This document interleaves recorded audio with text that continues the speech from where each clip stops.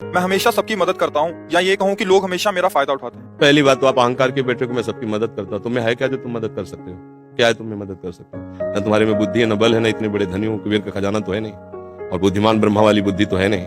तो आप क्या मदद कर सकते हो? किसी की क्या मदद कर सकते हो? व्यर्थ का अभिमान क्यों रखते हैं? भगवान कृपा करके यदि किसी को एक लोटा पानी तुमसे पिलवा रहे हैं तो इस बात को ऐसे क्यों नहीं देखते हो कि भगवान कृपा करके इन रूपों में मेरी सेवा स्वीकार कर रहे हैं, मैं मदद, इसीलिए तो तुम्हें क्रोध आ रहा है।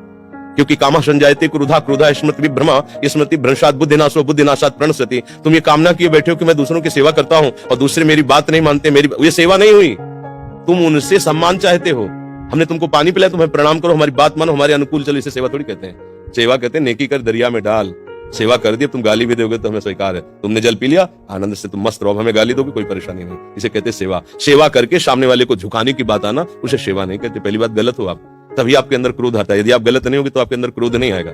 कामा संजायते क्रोधा, कामना है तभी क्रोध का प्रादुर्भाव होता है। क्या कामना है? कि हमने तुम्हारा सहयोग किया, हमने तुम्हारा हित किया और तुम हमारा बुरा करते हो तो क्रोध आ जाएगा।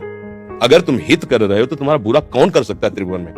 किसी की ताकत नहीं। हमारा कर्म ही बुरा हमारे सामने आता है। जैसे हम अभी वर्तमान में वो पाप नहीं किए जिसमें हमारे ऊपर ब्लेम लगाया गया है। इस समय तुम बिल्कुल निर्दोष हो, लेकिन वो दोष जो तुमने गुप्त रूप से किया तुम्हें बख्शेगा नहीं। तुम लाख जगह रो, लाख जगह तुम प्रार्थना करो, वो तुम्हें दंड दे के रहेगा। कर्म बड़ा बलवान होता है। तो पहली बात तो ये छोड़ो कि आप किसी का हित करते हो। बात ये सोचो कि भगवान कृपा करके हमसे हित करा रहे हैं, और किसका? वही इन रूपों में आ रहे हैं। आप उनको मनुष्य समझकर, अपने को बड़ा समझकर, फिर दोष हो जाएगा। शास्त्र की बात मानो।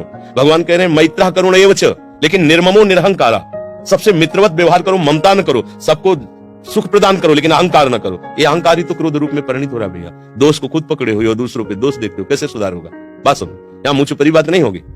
तस्मात् शास्त्रम प्रमाणन्ते कार्याकार्यो व्यवस्थितो। सही बात सुनने के लिए भी छाती में बल चाहिए। बोलने की तो बात जाने दो, सही बात सुनने के लिए हमारे अंदर बल चाहिए। अगर तुम इस बात को सुन ले, समझ गए, तो तुम गृहस्थ में रहते हुए भी महाशक्तिशाली बन सकते हो। पर आज हम क्या है कि शक्ति खुद अपनी खो रहे हैं, इसलिए क्रोधित हो रहे हैं। कमजोर क्रोधित होता है, बलवान क्षमावान होता है। बलवान क्रोधित नहीं होता है, कमजोर को क्रोध आता है, कामना युक्त को क्रोध आता है।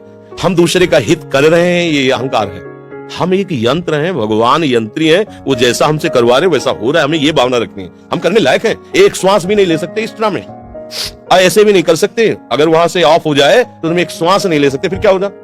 एक कदम नहीं चल सकते, फिर क्या होगा? तो बात समझिए, आपसे जो करवाया जा रहा है वो प्रभु श्री हरि कर रहे हैं। इसी भाव से जब हम चलेंगे तो हमारे कभी गुस्सा नहीं आएगा, कभी गुस्सा नहीं आएगा। आप समझ पा रहे हैं?